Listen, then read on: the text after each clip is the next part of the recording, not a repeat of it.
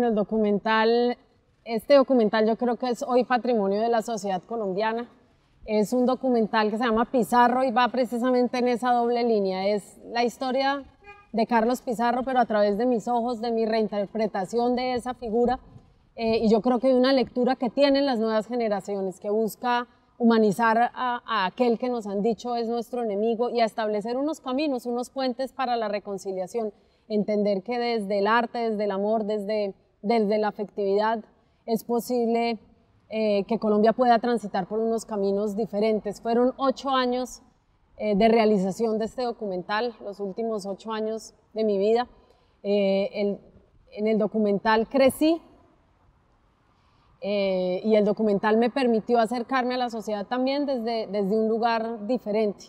¿Qué me entregó? Pues bueno, me entregó un padre que construí para guardarlo dentro de mí, no solamente el documental, sino todo el trabajo de memoria que yo he realizado. Tal vez el documental es la pieza más emblemática, pero es un trabajo de 15 años en el que pude conocer a mi padre, una ideología política, entender que hay muchísimas más coincidencias ideológicamente con él que diferencias, que soy capaz de recoger unas banderas, pero que no solamente soy un autómata o un ventríloco de una época, sino que soy una mujer que ha cogido esa historia, la ha reinterpretado y ha podido asumirse también como sujeto político. Por eso estoy en gran parte hoy en el Congreso de la República, a partir de reflexiones que se hicieron no solamente de manera individual, sino de manera colectiva durante, yo diría, los últimos 16, 17 años de mi vida, y que me han permitido a través del arte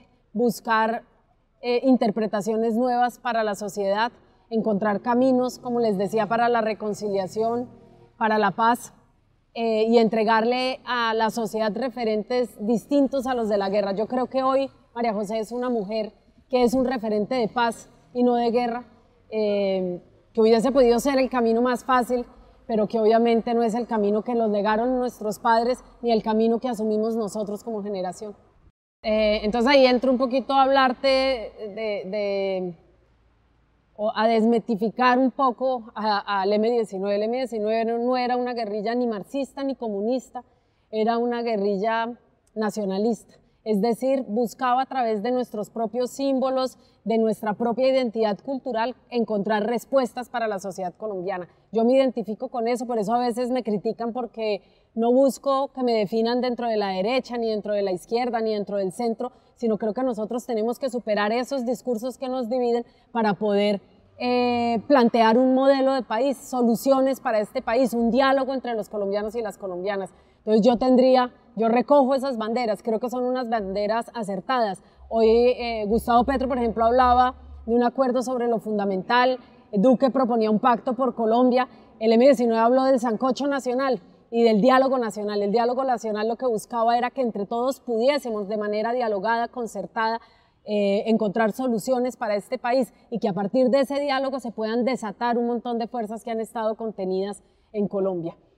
Otras de las banderas, ellos hablaron y buscaron la paz durante 10 años. Se habla obviamente que de una manera, podríamos decir, radical, a través de las armas buscaron la paz, pero la paz siempre fue un elemento central para el M-19, desde que lo propusieron por primera vez en 1980, 1979, y a partir de ahí inicia un proceso de búsqueda que se materializa en 1990, cuando mi padre, comandante máximo del movimiento 19 de abril, firma el primer proceso de paz exitoso, no solamente en Colombia, sino en América Latina. A partir de ese proceso de paz se da la desmovilización de la gran parte de movimientos insurgentes de Centroamérica, y empieza un desarme, podríamos decir, o el fin del movimiento de este momento, que fue obviamente en la década de los 70-80, el surgimiento de los movimientos insurgentes en América Latina.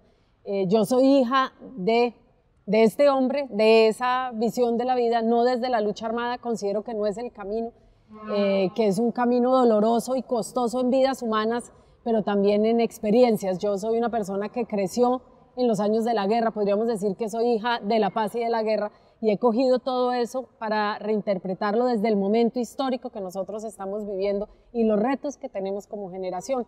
Entonces, de alguna manera me identifico con una concepción nacional de la política y de la sociedad.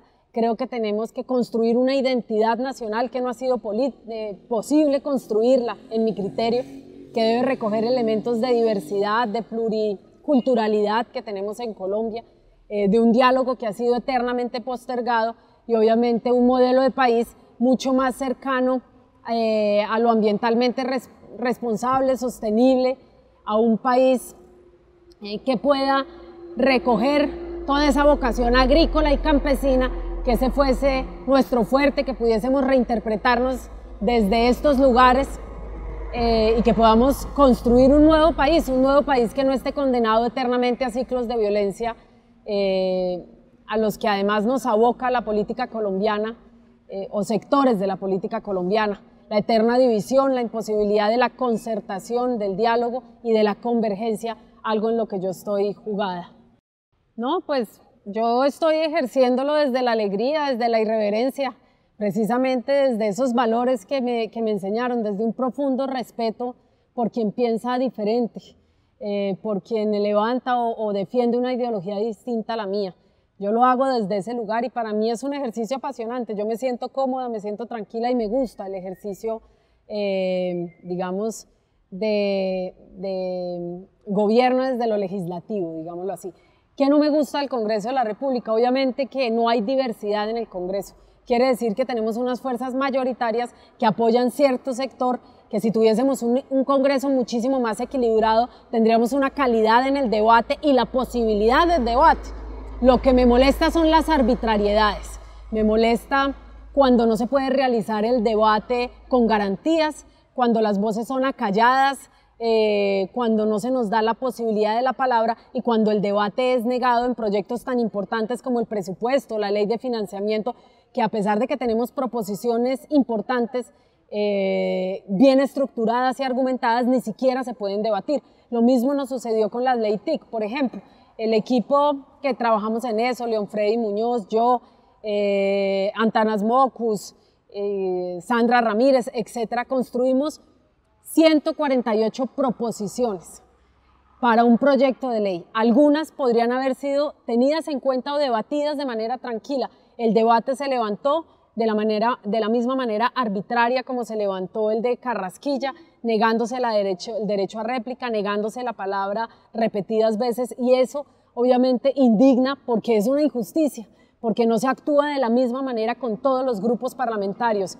Entonces yo creo que hay un problema de equilibrio de poder al interior del Congreso, que si lo tuviésemos entonces tendríamos cuerpos o más bien bancadas legislativas con capacidad de legislar en favor de los colombianos y no de su propia ideología o de sus votantes de manera exclusiva. Es decir, es el reclamo que le hacemos a Duque: gobierne para todos y para todas, no solamente para quienes votaron por usted. Hay 8 millones de personas que no votaron por usted, pero que siguen siendo ciudadanos de este país, con propuestas, con ideologías, con formas de interpretar nuestra sociedad que deberían ser recogidas por el gobierno nacional.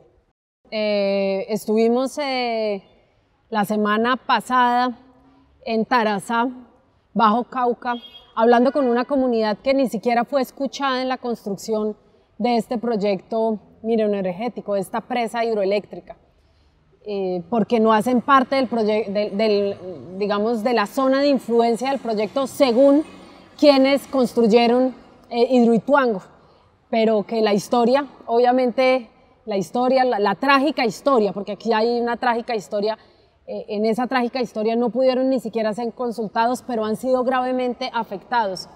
Estamos hablando de toda la zona aguas abajo. Se consultó solo al 0,4% de la población aguas arriba, lo cual ya es una arbitrariedad, pero toda la gente que vive en todos estos departamentos, Sucre, Bolívar, Bajo Cauca, ni siquiera fueron consultados. ¿Qué vimos? Pues la zozobra de una comunidad que no sabe en qué momento va a desprenderse de la montaña, porque ya hay informes nacionales e internacionales, expertos como la Sociedad de Ingenieros, profesores de la Universidad Nacional, que obviamente ya han encendido las alertas de la posibilidad del desprendimiento de la montaña. pero al mismo tiempo el caudal del río Cauca, cómo se ha visto afectado el caudal, de una disminución del 80% del caudal, lo que ha afectado a barequeros, comerciantes, pescadores artesanales, a una comunidad que además ha sido históricamente afectada por la presencia del conflicto armado en esta zona, a la cual pues obviamente se le revictimiza con la construcción de este proyecto. Y vengo del Huila, y parecería que el Huila y el Bajo Cauca no tienen nada que ver, pero resulta que en el Huila hay dos presas en funcionamiento, dos proyectos de similar envergadura a las de Ituango, a Hidroituango, que ya han, digamos, afectado a la comunidad de manera similar. Nos hablaban, por ejemplo, de un aumento de 10 grados en la temperatura por causa de los espejos de agua, es decir, los campesinos ya no pueden sembrar lo que históricamente habían sembrado, y hay toda una afectación también a las comunidades en este sentido. Y en proceso vienen 7 más, solo en el Huila, y en Antioquia hay un número también elevado de proyectos de represamiento de los ríos. Entonces, les diríamos, bueno, ¿qué tienen que ver? Cuando en el mundo además se desinstalan presas de este tipo, Colombia no solamente tiene las que tienen pésimas condiciones con afectaciones graves a la comunidad, sino que además construye un número más sin buscar otro tipo de energías sostenibles, como podrían ser los parques eólicos, por ejemplo, o paneles solares en zonas como la costa. Me diría si tendríamos el mismo problema, por ejemplo, con Electricaribe, si tuviésemos ya en la zona más soleada del país todo un proyecto de parques solares y en cambio tenemos una comunidad que ni siquiera tiene una prestación del servicio de manera adecuada.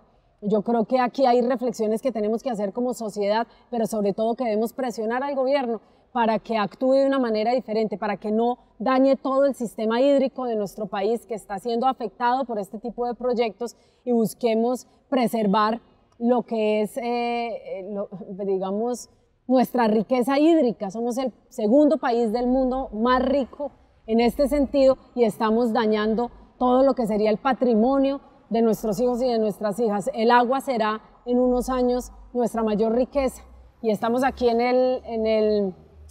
por donde baja este eje ambiental construido también como una manera de sacar el agua que está enterrada, pero mira las condiciones de este río, que nomás aquí arribita hay peces nadando, pero no hemos entendido que el ordenamiento de nuestro país y de nuestras ciudades puede ser respetuoso y debe ser respetuoso con el agua. Todas estas aguas van a parar al río Bogotá contaminadas, sin que la alcaldía de Bogotá, por ejemplo, tenga ninguna responsabilidad.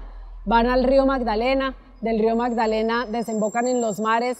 El río Cauca es el 40% del caudal del río Magdalena.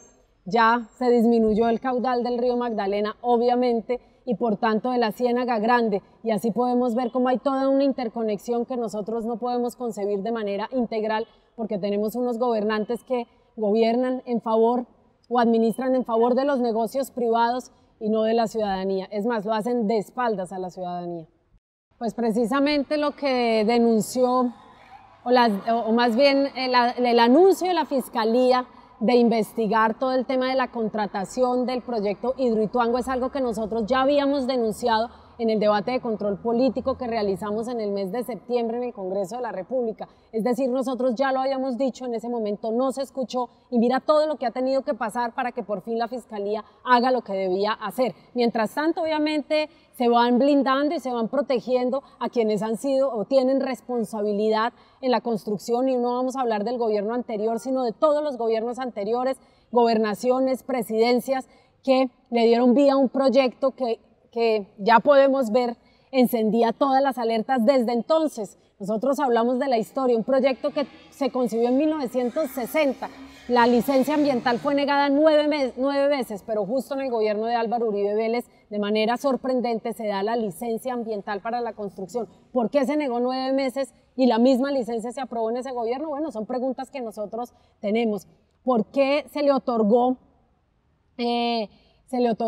el proyecto a una empresa que no tenía ninguna experiencia en la construcción de este tipo de proyectos? Eso también lo dijimos en el debate, lo hemos venido diciendo repetidamente y Tuvo que entrar por fin la Procuraduría y los demás órganos de control para que se escuchara una voz que han estado levantando las comunidades históricamente y nosotros en el Congreso de la República. Nosotros lo celebramos, pero esperamos que actúen de manera diligente y que tengamos respuestas, porque además te voy a contar dos detalles que sí nos conectan con la ciudad de Bogotá.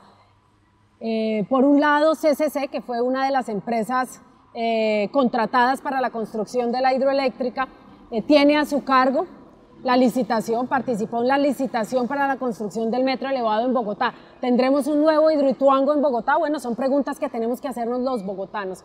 Integral e Ingetec, que eran consultora e interventora para Hidroituango, ganaron también la licitación para la construcción del Transmilenio por la séptima, pero con los papeles cruzados. Eso quiere decir que aquí hay un tema de puertas giratorias que también debería ser investigado por la Fiscalía y por la Contraloría, la Procuraduría, y que nosotros venimos desde la legislatura pasada. Una vez fuimos posesionados como congresistas denunciándolo en el Congreso de la República. Esperemos que no ocurra ninguna tragedia en esta ciudad, que podamos de alguna manera defender los intereses de los bogotanos y de las bogotanas y que no tengamos una nueva Hidroituango, pero esta vez en la ciudad de Bogotá. Bueno, yo creo que nosotros no podemos, en una lectura errónea de la política, trasladar las elecciones presidenciales a la alcaldía de Bogotá. Es decir, ese mismo debate en los mismos términos sea el debate para la ciudad de Bogotá. Yo creo que necesitamos un alcalde o una alcaldesa que legisle en favor de la ciudadanía, que se comprometa con Bogotá y que sus planes de gobierno, su proyecto esté de alguna manera centrado en Bogotá. No trasladar ese debate, yo creo que es lo primordial. Lo segundo, yo apoyo y apoyaré siempre al candidato o candidata que resulte del proceso de convergencia. Eso lo he dicho públicamente, lo sostengo. Creo que tenemos que lograr las distintas fuerzas políticas unos acuerdos en favor de la ciudadanía y ojalá, si lo permitiese la ley, ojalá pudiésemos construir listas únicas al Consejo, lo que daría mayor gobernabilidad o capacidad de control político, que no nos suceda lo que nos acaba de suceder con Enrique Peñalosa, un alcalde electo con una baja votación que tiene a su favor todo el Congreso y por lo tanto hemos tenido que ser nosotros los representantes a la Cámara los que le hagamos control político a Enrique Peñalosa, excepto algún grupo reducido de concejales quienes han defendido la ciudad con vehemencia, pero en últimas lo que hemos tenido es un consejo que no le ha hecho control político a Enrique Peñalosa, una Contraloría que se ha dedicado a investigar al anterior alcalde y no a Enrique Peñalosa. Entonces, yo creo que tenemos que por fin poner en el centro del debate a los bogotanos y a las bogotanas y elegir un alcalde que pueda por fin poner los intereses de la ciudad por encima de intereses de orden nacional.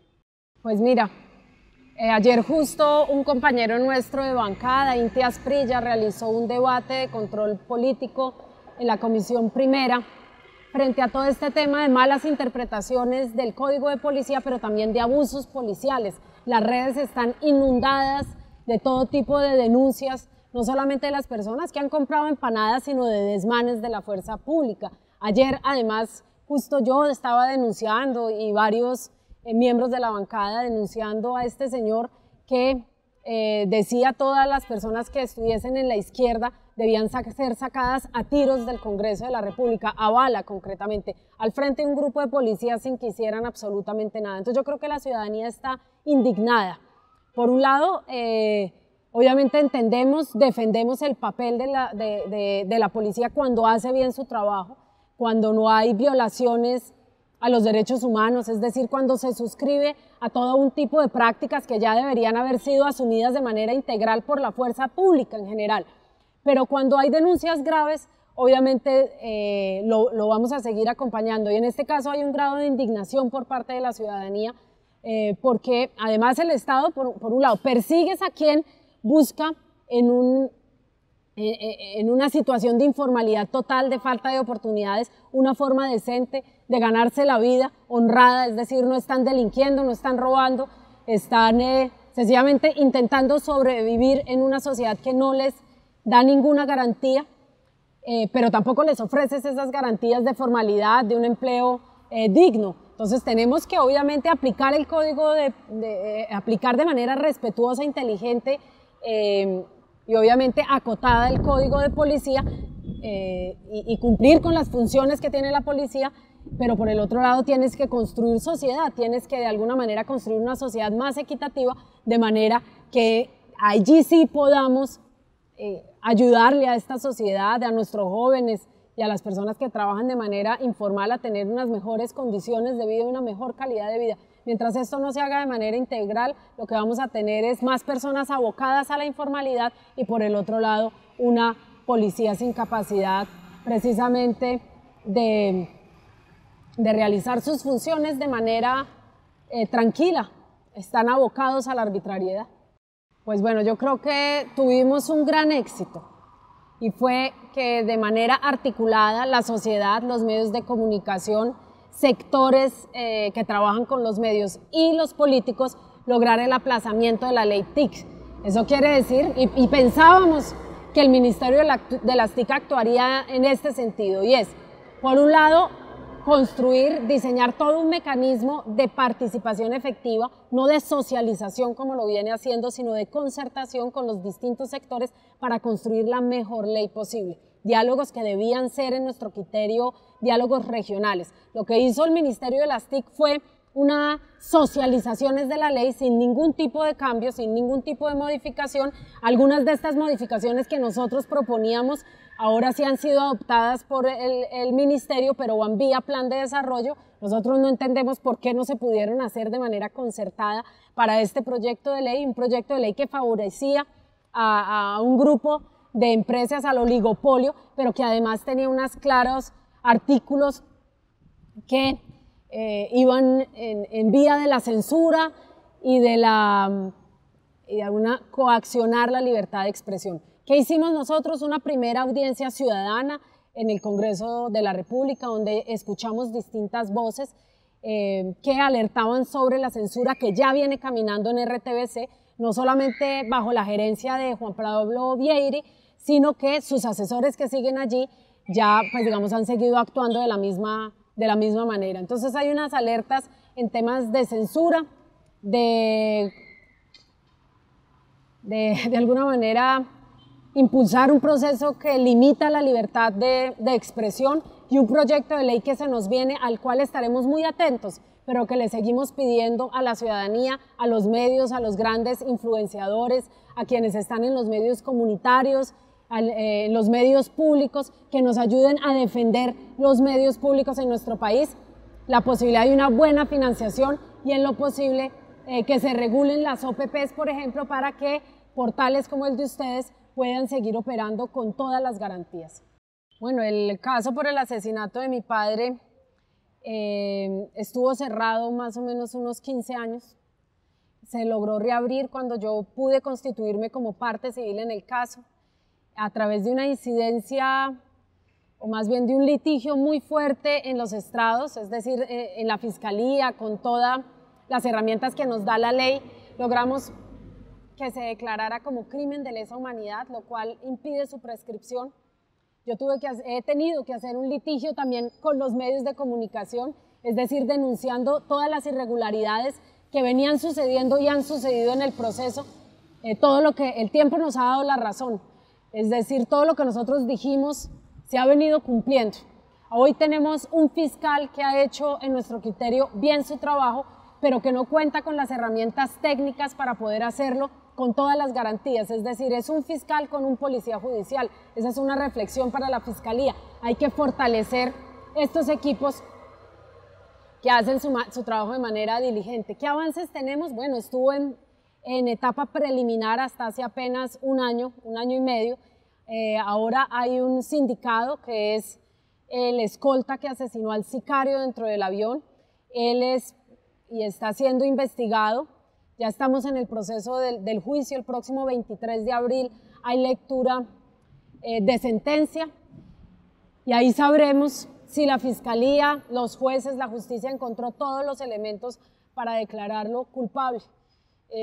Por ahora pues hay una presunción, claro, de inocencia, pero nosotros creemos que aquí lo que hay es participación de agentes del Estado en el asesinato, pero también hubo una intencionalidad por desviar la investigación, es decir, hay una responsabilidad del Estado por acción y por omisión en el asesinato de mi padre, que cumple 29 años ahorita el 26 de abril.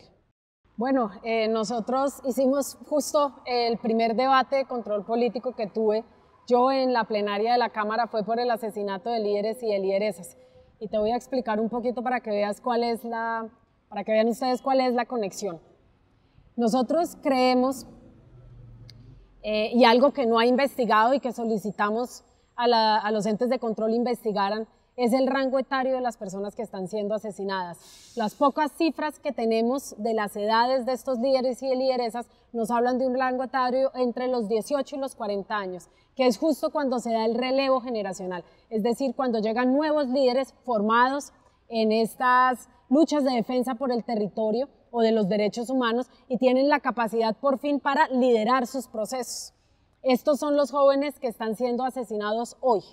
Pero es una dinámica y ahí nosotros le vemos la sistematicidad, fue aplicada en los años 80 y 90, donde también cientos de jóvenes fueron asesinados en el mismo rango etario. Y ahí te pongo el caso de mi padre tenía 38 años cuando fue asesinado, José Antequera 34, Bernardo Jaramillo 35, si no estoy mal.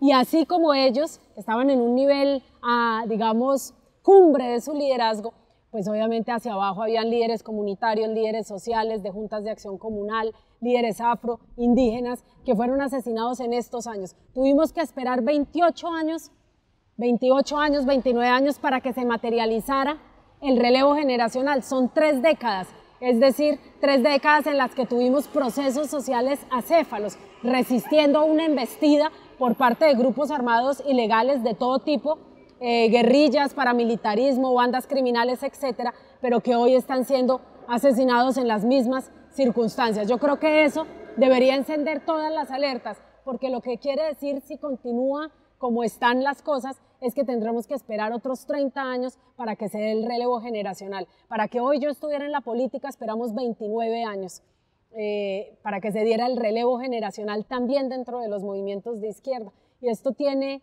una intencionalidad y es claramente asesinar a quienes piensan diferente, asesinar las voces disidentes, a quienes expresan sus opiniones o tienen otra visión del país. Si nosotros tuviésemos un país democrático, el asesinato jamás debió ser el camino. Para eso existe la democracia y nosotros nos medimos en el debate político, en las elecciones, nos medimos en el Congreso, donde debieron haber existido durante estas 3 décadas una diversidad y una pluralidad que no pudo darse en el Congreso de la República. Entonces, yo creo que aquí hay una sistematicidad y ojalá Colombia pueda, de manera cohesionada, defender la vida en nuestro país y por lo tanto la diversidad de pensamiento. No necesitamos matarnos, tampoco necesitamos pensar igual, no es una regla, no tenemos que estar todos en el unanimismo. Lo que necesitamos es reconocer nuestra diversidad y que en esa diversidad están nuestras potencias y nuestra riqueza como país. Pues yo creo que lo que necesitamos son fuerzas políticas que actúen de manera independiente y eso yo se lo diría a todas las bancadas. Nosotros, por ejemplo, quienes acompañamos a Gustavo Petro en su aspiración a la presidencia, no necesitamos que Gustavo Petro venga a darnos línea cuando votamos de manera contraria como él lo haría. Lo mismo le diría al Centro Democrático, no tiene por qué cada vez que ellos piensan o van en una línea diferente a la que dice el señor Álvaro Uribe Vélez, él tener que venir a, de alguna manera, organizar su bancada. Y lo mismo le diríamos a Gaviria o a Vargas Lleras, necesitamos independencia en el ejercicio del trabajo legislativo, se debe respetar la autonomía de quienes fuimos electos, y obviamente hay un régimen de bancadas, pero que todos debemos respetar, cada uno al interior de sus distintas bancadas, pero lo que sí necesitamos son unas fuerzas independientes legislando de manera independiente, y esa sería la invitación para los partidos que se han declarado en este sentido. Ojalá se pueda equilibrar, en algunos momentos ha sido clave el comportamiento independiente de estas bancadas, en otras pues no se ha tenido tanta suerte, pero además, pues esa es la invitación a la ciudadanía en 4 años, votemos de manera independiente por personas que puedan garantizar un mínimo de autonomía y démosle al Congreso de la República una capacidad de diversidad. Lo que garantizaría esto son bancadas que sean capaces de legislar en favor de la ciudadanía y no solamente de sus intereses políticos. Bueno, yo estoy feliz en el Congreso, llevamos 6 meses, pero estos 6 meses he estado feliz, me ha gustado el ejercicio. Yo espero que en 4 años quienes me acompañaron a la Cámara se sientan complacidos con mi papel, sientan que su voto fue un voto responsable, fue un voto coherente y que yo logré actuar en coherencia con mis electores de manera respetuosa con ellos. Seguir en el Congreso para mí por ahora es el camino y ya veremos, yo creo que en un tiempo, si el camino es continuar en la Cámara o ir al Senado, aunque bueno, claro que todos buscamos ascender y buscamos seguir creciendo y buscamos seguir siendo mejores profesionales, seres humanos, en nuestras construcciones ideológicas, hacerlo con coherencia y por lo tanto, pues obviamente el Senado no está descartado.